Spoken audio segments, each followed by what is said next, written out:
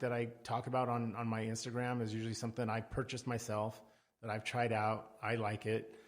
Everyone has their different opinions. I mean, you may not like something that I like, that's just the way it is. Right. But it's the items that I think that most people will enjoy, and they're keto friendly, and hopefully people will try them out. It's just giving options for people, right?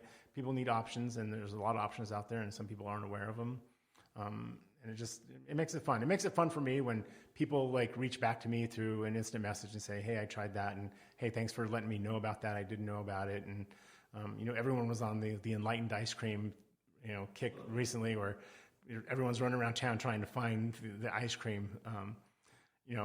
For me, I like the salted, the caramel, salted caramel, sea salt caramel. Thank you very much. The Pops. Oh yeah. Those are good. Yeah. Yeah. And then now we found out that the popcorn one, which, I mean, you label it popcorn. Enlighten, give us some help. But it's actually really good. Does it taste like the buttered popcorn? They're saying Jelly Bellies, the jelly beans. I think Jelly Belly has some buttered popcorn flavored jelly beans that I've tried before that taste like a little bit like buttered popcorn. Well, they're saying this ice cream actually tastes like caramel. So I guess they tried to do corn? Yeah, and I go, well, who would have figured that out? But somebody said it's really good. We're still trying to hunt one down. Last time I was in Smith's, it was kind of like there was only one item left on the shelf, and it was the strawberry, or right. I think it was for Rebel. Yeah, and so nothing else was there, and I already had that in the freezer. So I was like, okay, well, oh well. I'll catch it next time. I tried to find some Rebel at Smith's. I think I went to 3 different Smith's, and the shelves were wiped out, empty, right? People, the word got out that Rebel was at Smith's, and away it went. And it wasn't fast enough getting there, but. And we do have other things out here in Las Vegas, but I want to let you guys know the one thing I just remembered. I had to ask. Okay, you did the pecan truffles that you made. And they're amazingly gorgeous. They look like what's coming out of C's Candy in the mall. Yeah, and so simple. Okay, but you didn't leave a recipe. No, I didn't. I will post a recipe for those. I want to try them again. Sometimes I always don't post the recipe right away.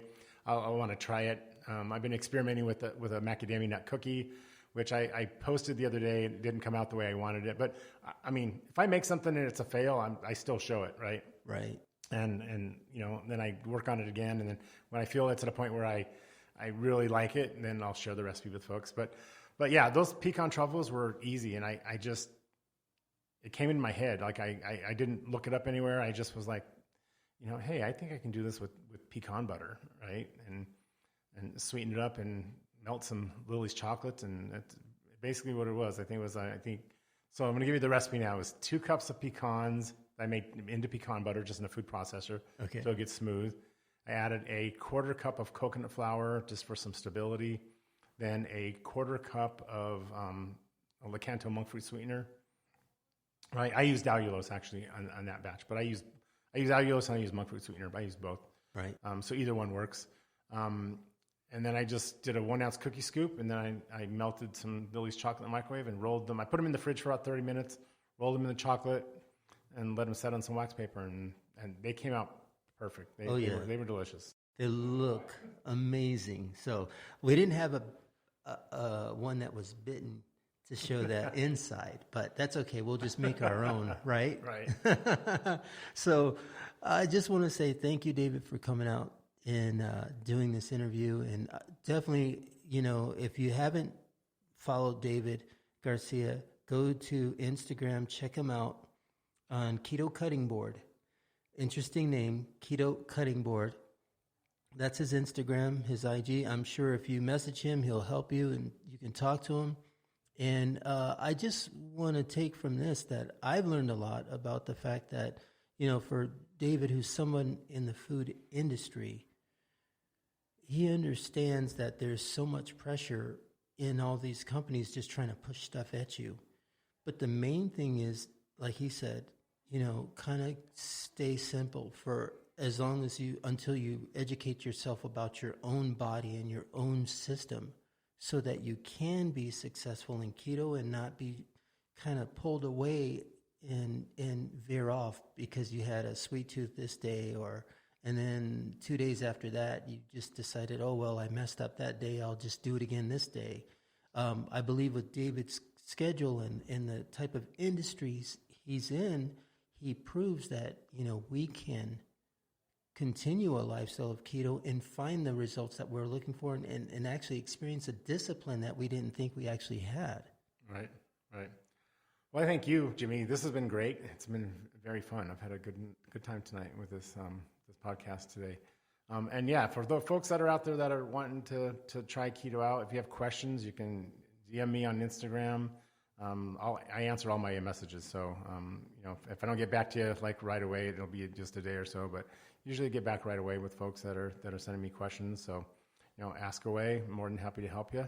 And again, thank you and Rosa for what you guys do. Your bakery products have made some great effects on people, who don't like to bake for themselves and they want to stay keto, and they want to not only just stay in keto, but for diabetics, right? Right. It's really important for diabetics. So, there are people who are diabetic that are eating a low-carb lifestyle or a low-sugar lifestyle that aren't necessarily losing weight, but they need to maintain those sugars. And having items like that you guys produce are items that fit that type of lifestyle perfectly for folks. Right. Thank you so much.